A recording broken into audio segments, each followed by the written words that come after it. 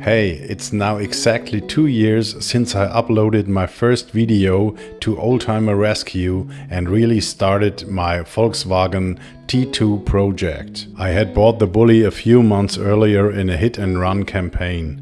At first glance he looked badly battered, but somehow doable. The TÜV inspection had only just expired and the thing was still drivable, even though the oil ran out of every seal on the engine.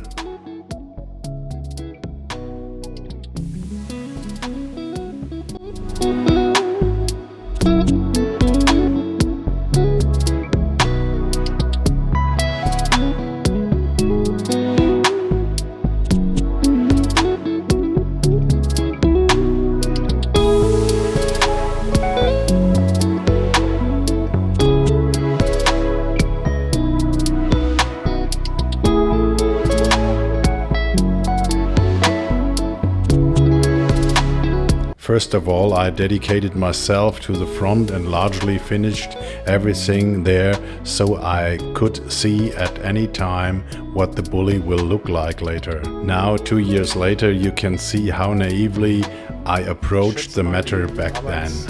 Der Arbeitsaufwand liegt bei etwa 6 Monaten.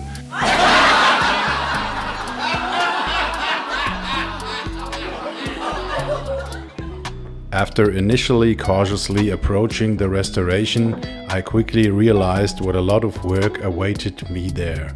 Of course, even then I had no idea what was to come. This B-pillar alone, which has largely been eaten up by rust, shows that a lot of imagination, energy, sweat and sheet metal will be required here. A mighty leap in time later, I had reconstructed the complete inner sill, the B and C pillar on the driver's side and repaired the wheel housing. I needed a quick sense of achievement again and overhauled the brakes on the front axle. After almost endless welding work, that was a real boost in motivation, even if new brakes were currently the last priority in the project. The newly welded floor in the cockpit was then insulated with alubutyl and protected from future wetness. The welding of the outer sill was a highlight of the last 2 years. I never thought I could attach this to such a large sheet metal without warping. It worked cool. If everything works so well, why not go straight to the supposedly large construction sites? Said and done. As you can see, true bitumen fiberglass artists were at work here. I cut sheet after sheet out of the rear and the end of the road was still not visible. Nevertheless, I was still confident and sometimes very dirty. Oh yes, here is a slapstick highlight of my previous videos, when I drained the petrol to remove the engine. Unaware of how much fuel is actually in the tank, I stood under the car with this canister. At some point I realized that I didn't have a plug for the fuel line. The canister I used wouldn't stand on its own. I was completely unassisted and quite lost.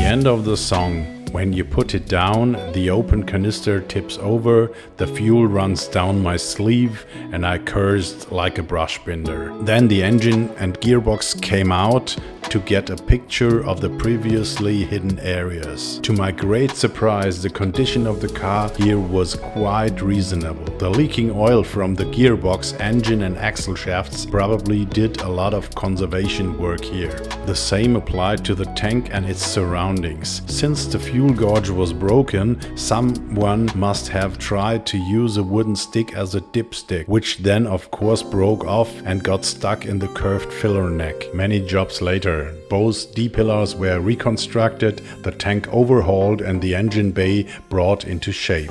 Now just a few rust spots on the passenger side and the job will be done. Totally wrong, my friend. At one point on the wheel arch I found 11 metal sheets welded on top of each other, all rusted, rotten and glued together. First go back to where it's nice and continue on the right back corner.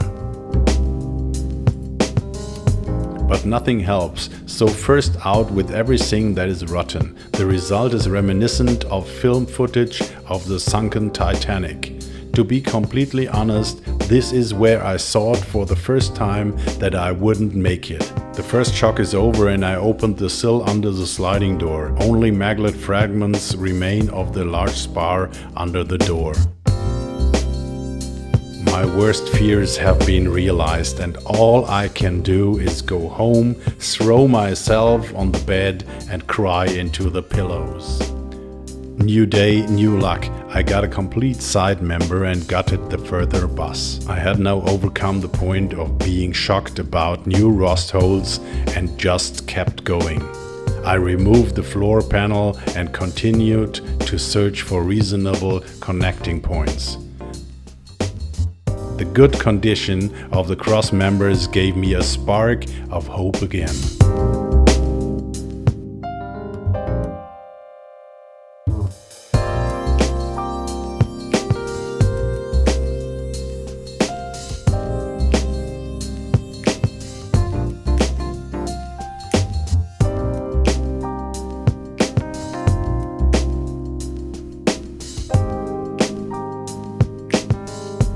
This tinkered jacking point would certainly be a suitable object for the Technik Museum in Munich, or rather the Museum of Modern Art in New York. Since some cross members are no longer available, I had to make them myself and remove more of the floor from the Bulli.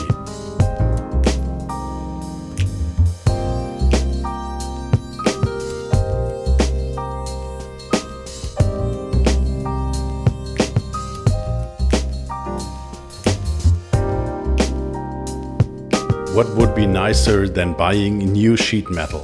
Now that all rotten sheet metal has been removed, the extensive welding work begins. Before that, the Bulli was given a kind of roll cage to maintain its stability. When the enthusiasm was back in the basement, I grabbed the sliding door and wanted to repair it just for a moment. In contrast to the brake overhaul, about 80 hours and a large part of my nerves were lost. Luckily, Hannes, our coach builder, was there to help me with words and deeds. Many thanks for that.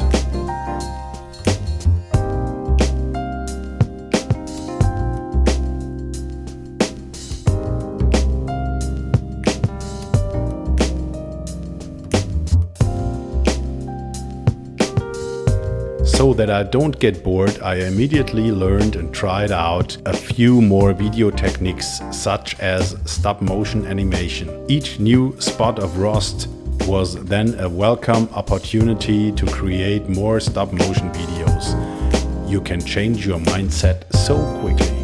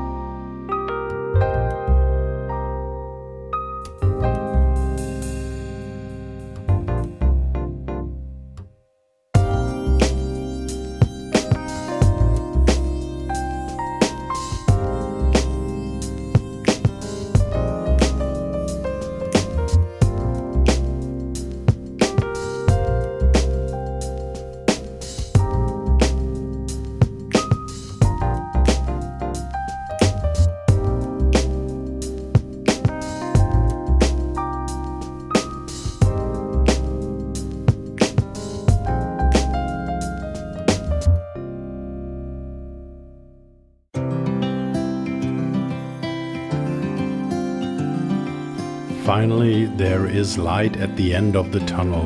which hopefully isn't just the headlight of an oncoming train. Holding solid metal in your hands again, great. In no time at all, things continue as if nothing had happened. It is precisely these recordings here that show me that I had actually forgotten what I had previously done and reconstructed on the bus. It's unbelievable how quickly you forgot such challenges.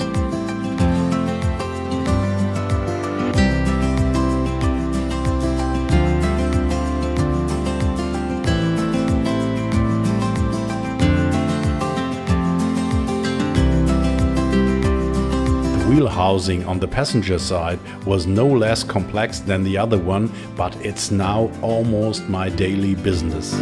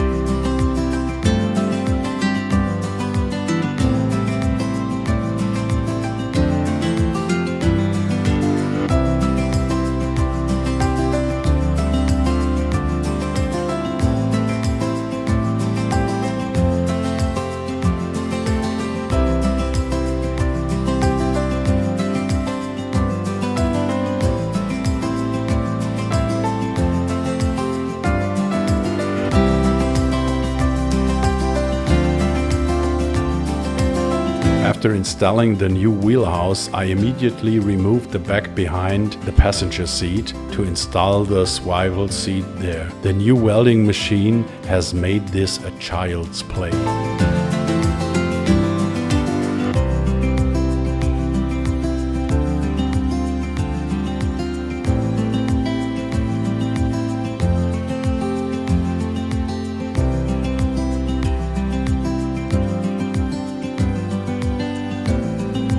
Now the biggest excitement of the last 2 years. In absence of a repair panel, I had to piece together the rear side panel with 4 panels. To the annoyance of many followers, I installed an individual cross member there to hold the construction. This is not original and must therefore not be, many had warned. I didn't care and was happy with my design so far. In the meantime, I have decided to remove it again and will do it again with a large sheet and without the custom-made carrier. Maybe one of you knows where I can get such a side part, used or new. I'm grateful for every tip. Oddly enough, people think that doors are easy to fix, but I can tell you, no, it's not.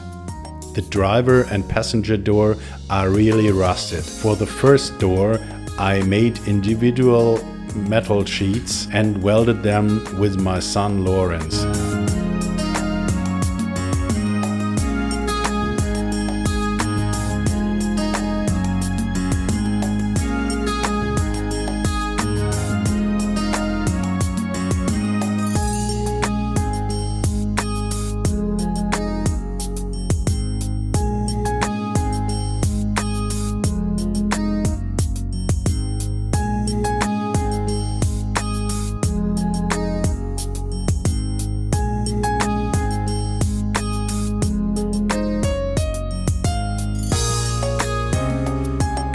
However, the welding work on the cover plate on the door led to distortions in the sheet metal, which I was unable to permanently dent. When I saw the good quality new cover plate only costs about 80 euros, I bought it for both doors and welded it in.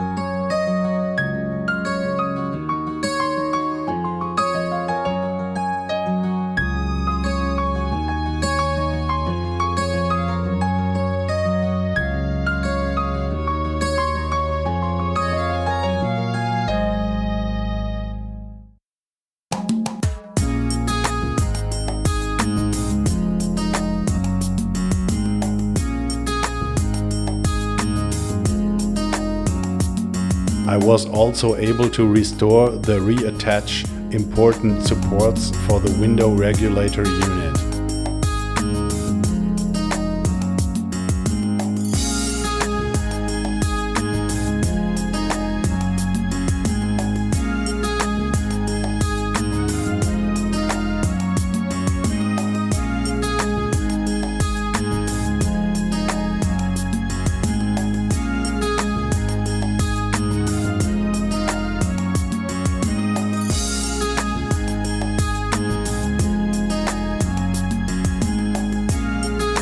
Without Karl, der Rostumwandler, without Gerhard Holzknecht and without Stratton from M539 Restorations, I would not have gotten over the last 2 years so well. They always gave me a hand with countless tips, advice, encouraging words and accompanied me in my project.